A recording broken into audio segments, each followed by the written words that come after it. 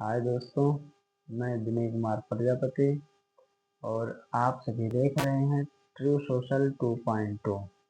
आज हम एक ऐसे मुद्दे पर बात करने जा रहे हैं जो 2025 के बाद भारत के पूरे राजनीति को बदल सकता है। मुद्दा है परसिमन, यानी लोकसभा और विधानसभा के बीच सीटों का नया बंटवारा। परसिमन को लेकर दक्षिण भारत और उत्तर भारत के राज्य आमने सामने क्यों हैं, इस पर चर्चा करने से पहले परसिमन क्या होता है इसको जानना जरूरी है।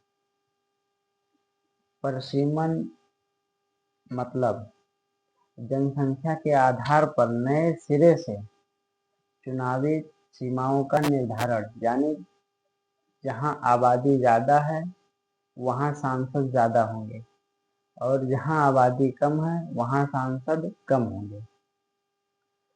आखिरी बार परसिमन जो है वो 1971 की जनगणना के आधार पर 1976 में हुआ था और 1976 में तत्कालीन योजना परिवार नियोजन योजना जो आई थी, हमारी प्रधानमंत्री इंदिरा गांधी जी लाई थी, उस जनसंख्या नियंत्रण योजना को बढ़ावा देने के लिए 2001 तक परसिमन विधि को स्थगित कर दिया गया था और फिर 2001 की जनगणना के अनुसार के आधार पर 2002 में इस परसिमन प्रक्रिया को 2026 तक स्थगित कर दिया गया था। अभी 2026 बहुत ही नज़दीक है और नज़दीक होने के कारण परसिमन हो या ना हो, इसी को लेकर उत्तर भारत और दक्षिण भारत राज्यों के बीच विवाद है। अभी विवाद वही है ना कि जहां आबादी ज़्यादा वहां सांसद ज़्यादा, जहां आबादी कम वहां आबादी कम वहां सांसद कम,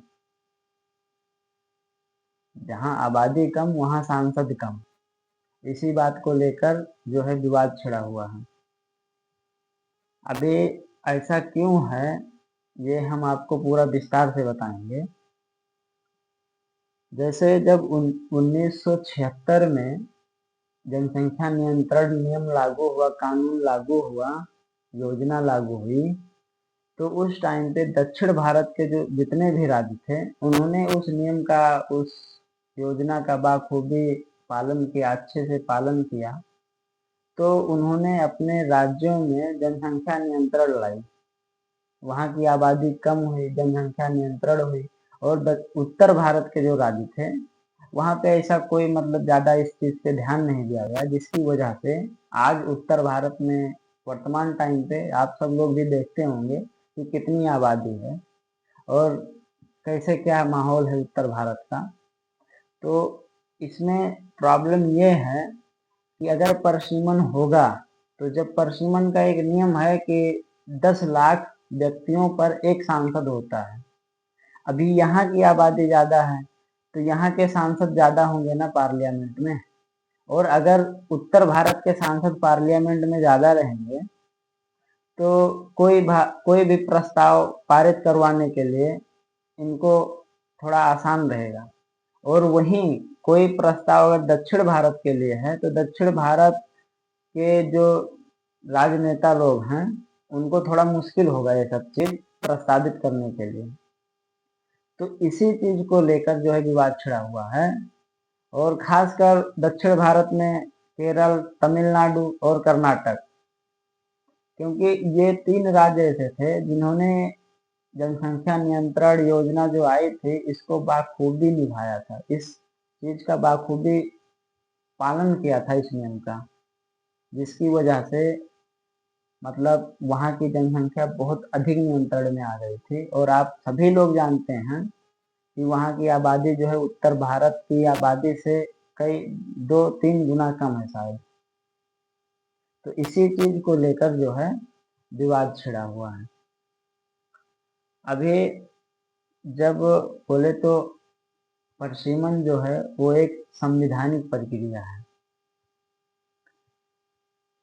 और अभी देखो क्या होता है, हो सकता है टल भी जाए और हो सकता है ना भी टले। अभी अगर ना टले मतलब अगर परसिमन नहीं होगा तो फिर ये भी दिक्कत है कि उत्तर भारत की जो जनता है उनकी वोट का जो वैल्यू है ना वो कम हो जाएगा, क्योंकि परसिमन की प्रक्रिया में ये निर्धारित है कि 10 लाख व्यक्तियों पर एक सांसद होगा, एक विधायक होगा। अभी यहाँ पे जो है अगर वर्तमान टाइम की बात करें तो अगर परसिमन नहीं होगा तो लगभग लगभग 32 लाख या 33 लाख लोगों पर एक सांसद होगा, और वहीं दक्षिण भारत में 10 ही लाख लोगों पर एक सांसद होगा। तो बाकी के जो 22 लाख व्यक्ति हैं उनकी क्या कोई वैल्यू नहीं है? क्या उनके लिए कोई दूसरा सांसद नहीं होना चाहिए? मेन मुद्दे की बात यह है, और इसी को लेकर जो है विवाद छिड़ा हुआ है। तो दोस्तों, क्या आप लोगों को नहीं लगता है कि इस चीज को थोड़ी गहराई से सोचना चाहिए? और अगर थोड़ी गहराई से सोचना चाहिए तो आप लोग भी सोचिए कि इस पर क्या हो सकता है, क्या नहीं होना चाहिए और क्या होना चाहिए। अगर परसिमन से दक्षिण भारत के लोगों को कुछ नुकसान हो रहा है तो उत्तर भारत के लोगों को कुछ फायदा हो रहा है, और अगर उत्तर भारत के लोगों को कुछ नुकसान हो रहा है तो दक्षिण भारत के लोगों को कुछ फायदा हो रहा है। अभी इसमें कुछ बीच का समाधान निकालना पड़ेगा। वो समाधान क्या हो सकता है?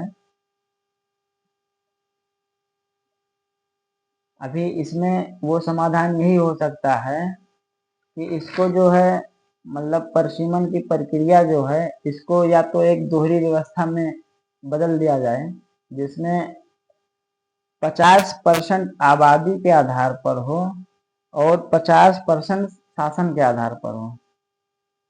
पहला समाधान तो ये है। और दूसरा समाधान ये है कि अगर परसिमन होता है, परसिमन के आधार पर लोकसभा और विधानसभा की सीटें बढ़ाई जाती हैं, तो फिर वहां पर राज्यसभा को मजबूत बनाना पड़ेगा कि राज्यसभा अपनी आवाज को मतलब भरपूर जोर से पेश कर सके संसद में। अभी ये दो समाधान हैं, और अगर आपके पास भी कोई समाधान है तो आप कमेंट करिए। और क्या लगता है आप लोगों को कि 2026 का जो परसिमन होगा वो भारत को मतलब भारत को और एकजुट करेगा या फिर और बांटेगा? ये 2026 की जो परिसीमन है ये भारत को एकजुट करेगा या और बांटेगा? इस पर आपका क्या ख्याल है, आपका क्या विचार है? आप ये कमेंट करके हमें बताइएगा। और ऐसे ही किसी भी चर्चा को अगर तह तक जानना है तो आप हमारे साथ जुड़े रहिए। जय हिंद, जय भारत।